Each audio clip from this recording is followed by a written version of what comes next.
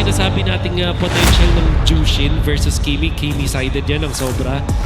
Ngayon yung balang, it's not gonna be enough to save yung kanyang Jushin. So I wonder how Falcons will use this. Ganda nung na-point out mo, Wolf. So, na-excite na nga akong makita kung pwede lang simulan na agad yung laban. Gusto ko nang simulan na agad yung laban. But definitely para din dito sa Falcons. Again, kaya ulit nilang kunin yung early game since unlike para dito sa Twisted Minds na double marksman setup na naman, sila meron ulit strong early game. So, pwedeng makita natin yung nagawa nila ng Game 1 pero mas maganda.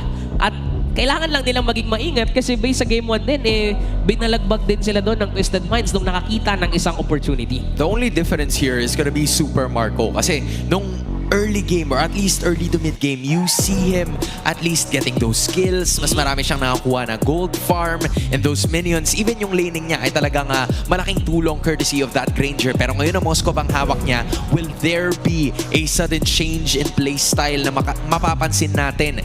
The other four would have to, you know, hold down the line from the early to the mid game para makuha nila yung tamang tempo para kay Super Makmak for him to then unleash fury on the side of Twisted Minds. Meanwhile, on the other side, it's a certain scenario na madalas nating makita ngayon. It's the Kimi, the Baksha, and the Granger right over there. Quite a familiar lineup para sa Twisted Minds. Very comfortable, syempre, dun sa kanilang opposition dito. And, again, MP the King choosing to go for the Baksha. Usually, ang nakatag kay MP the King is yung mga assassins, and when Twisted Minds they wanted to play yung mga utility junglers, that's usually si Sensui yung mahawak. So I wonder if they're not prepared for this one. Grabe. Wala lang. Hindi, wala. Ganun lang talaga yun. But yes, anyway, from what I'm currently saying, pindutin mo na yan! Yeah! Ay, Asa na? ayan na! Uy, umilag! Uy, tumalon! Uy, bumaril! Uy, nag-explode! Bang! Bang! Yung pala yun? Skyforce Maverick. Kuya, pwede. Wala ba tayo dyan? Kuya, wala ba tayo dyan? Pwede ba tayo dyan? Ayaw mo? Sige. Sige. Pasensya ka na, kuya. Wala ganun talaga But this is gonna be the start of game number 3. The question is, will Twisted Minds repeat history from that first round? Or will Team Falcons finally get out of their losing slump after so long as they manage to reset in the second round? Grabe yung mga roamers ngayon, no? Pero napilitan na si Owen gumamit ng kanyang flicker. So kahit pa paano, masabi natin hindi worth it yung ginagawa niya para makakuha ng 30 gold plus XP. Wala pang second wave of minions. Level 2 na si Kolewal, si Ogwen. Ngayon pala makakabot. Straight of the roam boots sa ngayon.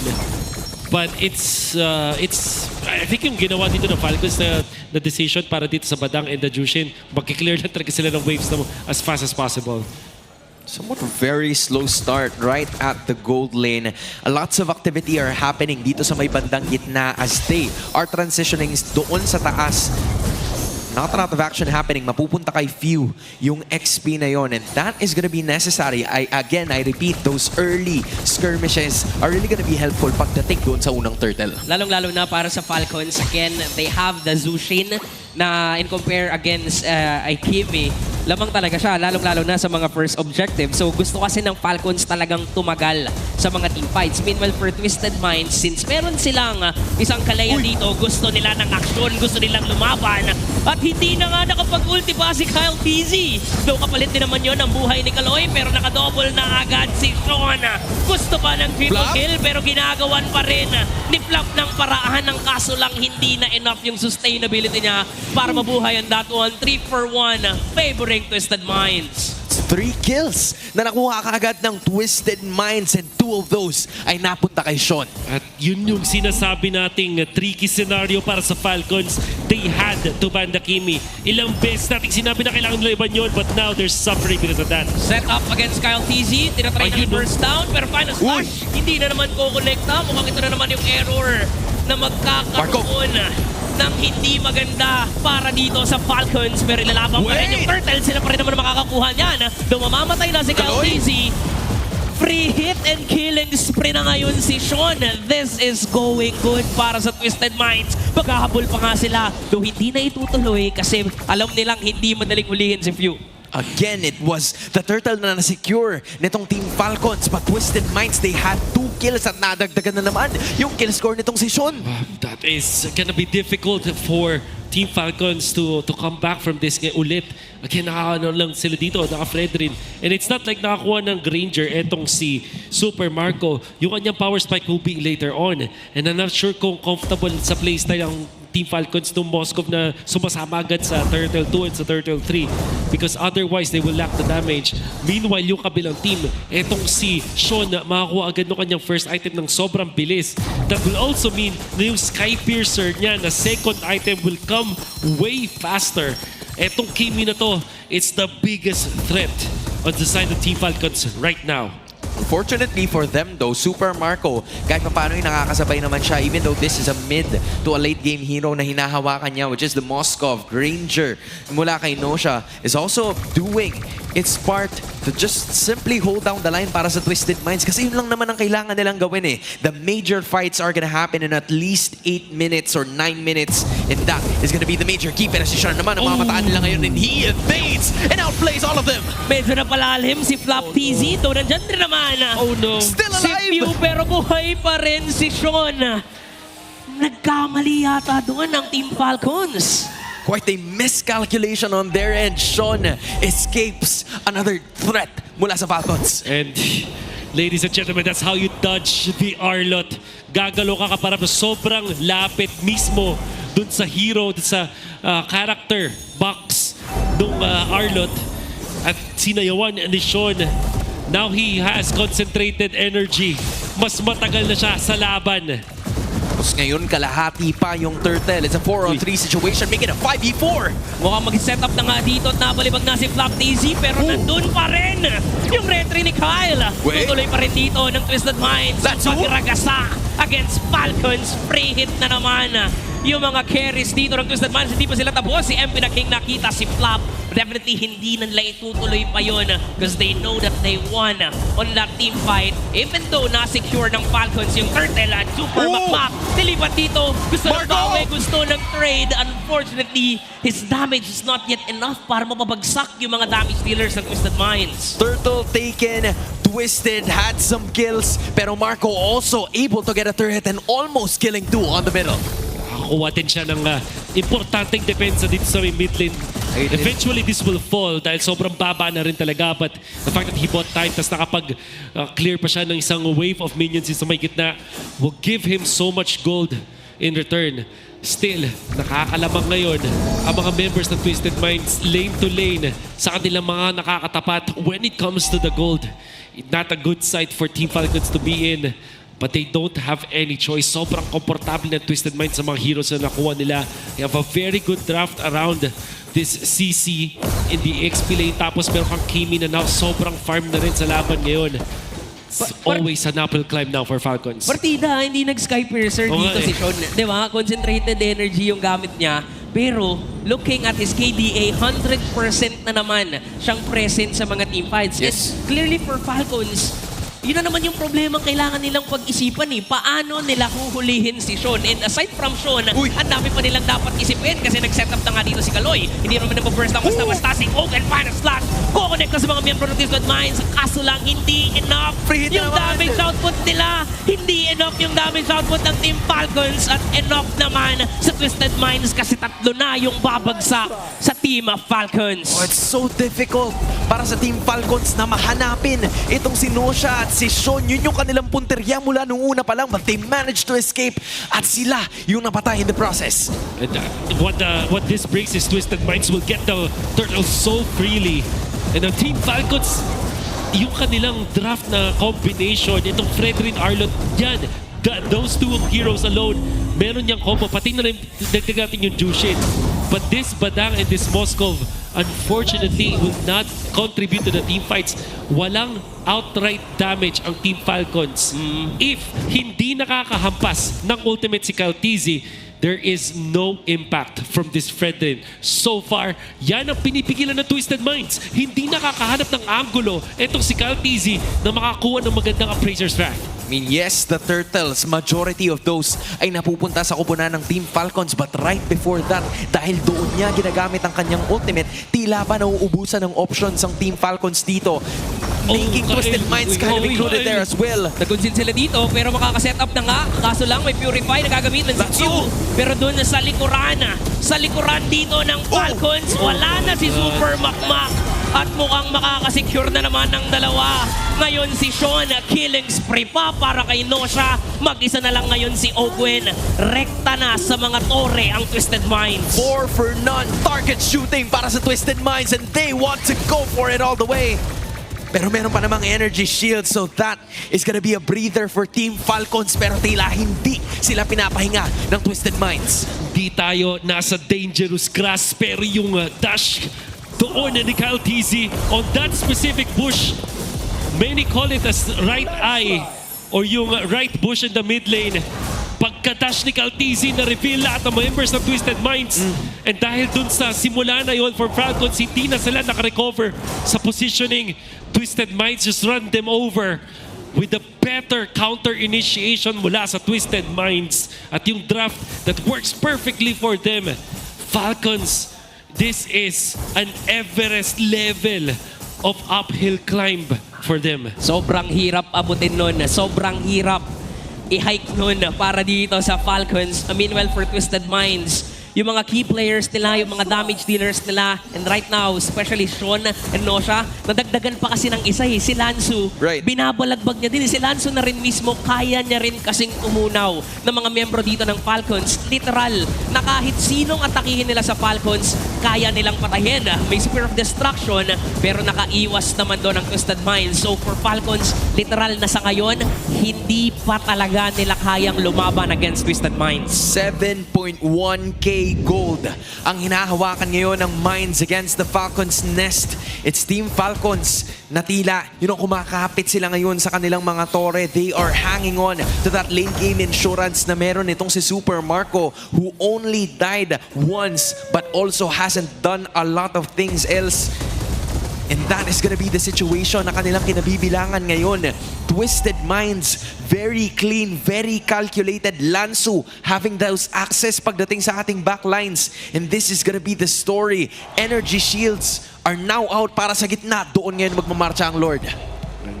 When it comes to the defense para sa Falcons, they do have the advantage of the flying clouds. Pero kung wave clear, baka kapusin sila. Uy, na-flicker! Sabay Tsunami Slam! Si Kaloy ang nakita niya, si Flapteezy ang unang mawawala sa Team Falcons. Ito na ba ang katapusan? Pero sa likuran nandyan din naman si Ogwen. Si Ogwen na makakakita ng dalawa. May setup kaso walang follow-up. Hindi pa enough yung damage output nila. And Sean, once again, free hit lang dun sa likuran. Wala pa namang minions pero may parating. Pero dun sa gilid, medyo malalim na yata dito ang Twisted Minds. So that is going to be a 2-for-2 trade papabor sa isang magandang defense ang ginawa ang ginawa ng Team Falcons. Naglalayag pa ang Team Falcons. Their wings are still flapping. They're not giving up this game against Twisted. What Ogwen did was to prolong the game. Ang ganda naman ng initiation niya doon. But as mentioned, damage, hindi pa kakayanin. Actually, medyo scary nga dahil si Super Marco hindi tumama yung kanyang sibat dun sa initiation ni Ogwen. Buti na lang dun sa may likuran may natira pang member ng Twisted Minds, which was Sean. And now Super Marco is able to get at least another, a lot of damage for his team, eventually punishing ito si MP the King. But like we said, malayo-layo pa ang hahabulin dito ng Falcons. Alam mo, Wolf Curti, yun yung mga mahihirap na sitwasyon kailangan mataas talaga yung kumpiyansa mo. Kailangan i-risk mo lahat because all the odds are stacked against Team Falcons right now. Nahihirapan sila na hanapin itong si Sean. Even si Nosha, both of them being unscathed. Hindi pa nagagalusan at this point in time. So, they have to make those calculated risks na, sige, sabihin natin hindi tumama. But if they make a mistake, kaya pa nating mag-punish, will be able to at least catch up to the gold. Yun yung maganda. Kasi even though that they're behind still, naghahanap pa rin sila ng play. Naghahanap pa rin sila ng paraan dito para makabawi sa laban. And yung kaninang almost 8K gold lead, kahit pa paano nag-shrink na into 7K. Kumbaga, 1,000 pa rin yung nakuha nila kahit sa isang maliit lamang na play. Ang kaso lang, magkakaroon ng Lord. So paano to atakihin ng Team Falcons? I mean, there's already the situation at hand here. Buti na lamang na hindi pa gaanong, or hindi pa nababasag at all yung mga inhibitors, pero andyan na, mabilis na parang wala nangyari. Bilis lang na burst down, pero si Owen dun sa likuran. Nakahuli nung dalawa, kaso lang hindi pa rin enough yung nabi sa nila. Pero Oy! super makback, Nosha! nakita si Nosha. At ngayon, delikado na ang buhay ng Twisted Minds. Wala na si Sean at si Nosha. Free hit na super makmak, securing the double.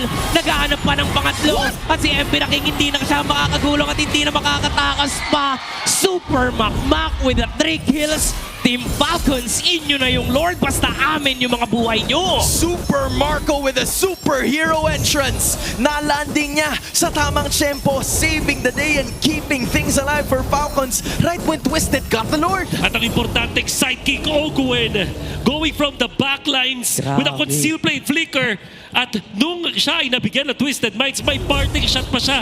Nag-set up pa siya ng pader. At doon sinibat ni Super Marco yung huling target niya for that extra stun.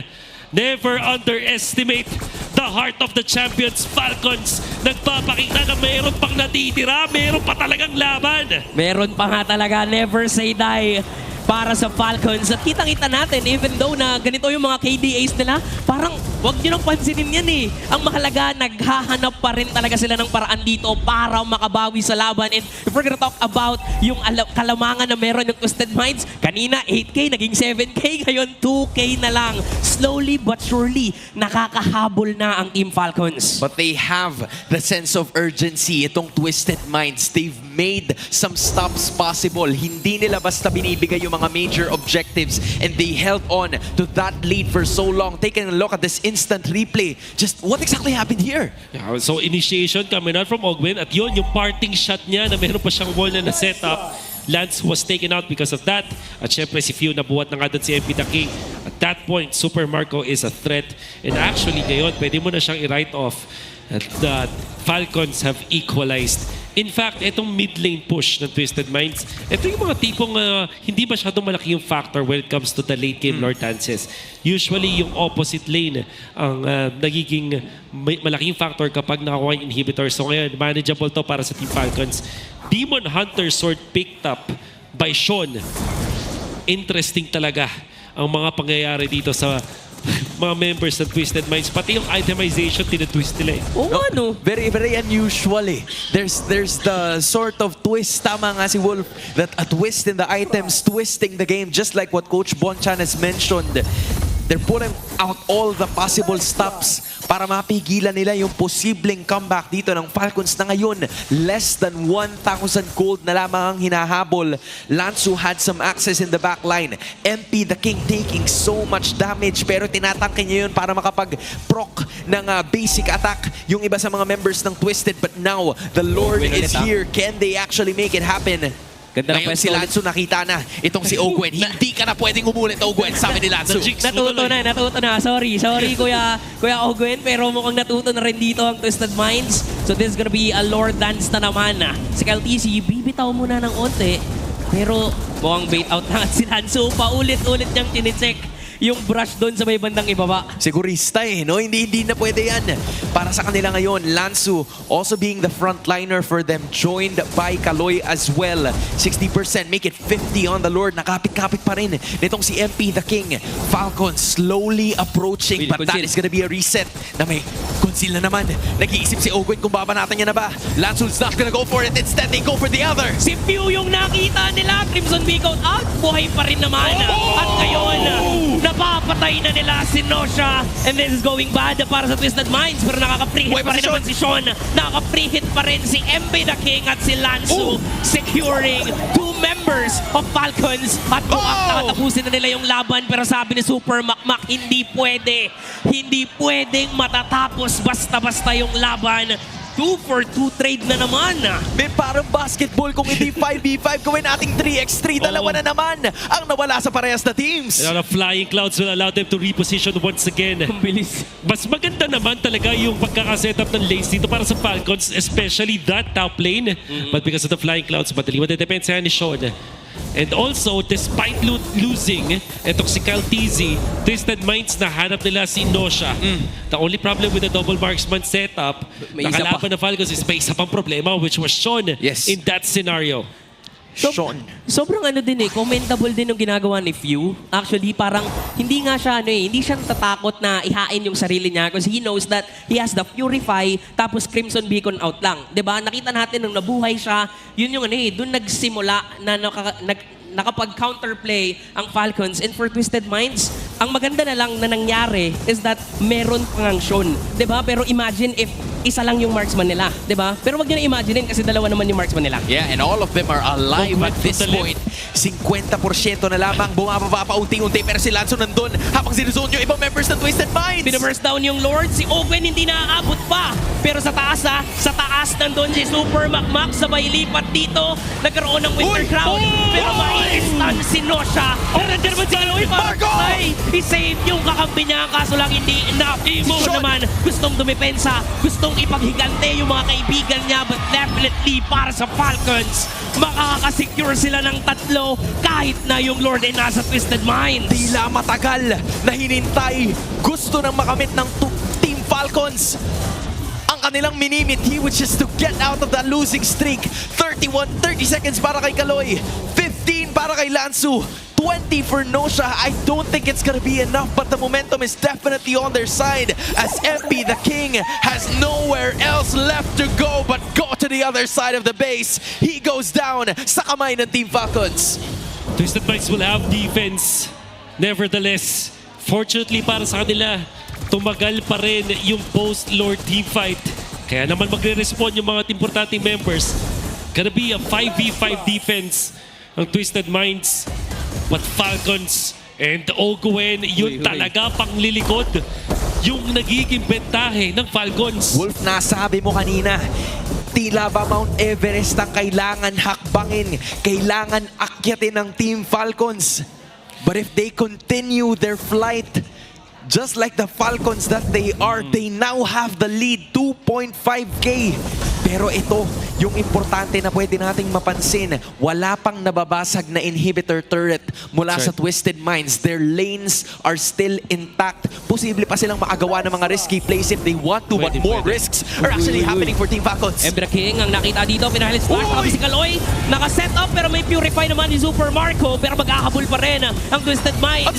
Dalawang laban ang nangyayari at mukhang may immortality lang na magpa-block easy. Pero wala na naman yung double marksman dito ng Twisted Minds. And this is going good para sa Team of Falcons. Mukhang ito ang simula sa pagtatapos ng lose streak. Ito ang simula sa pag-secure ng wipeout against Twisted Minds. All smiles for Team Falcons. The drought is over. Ang Falcons lilipad na namang muli.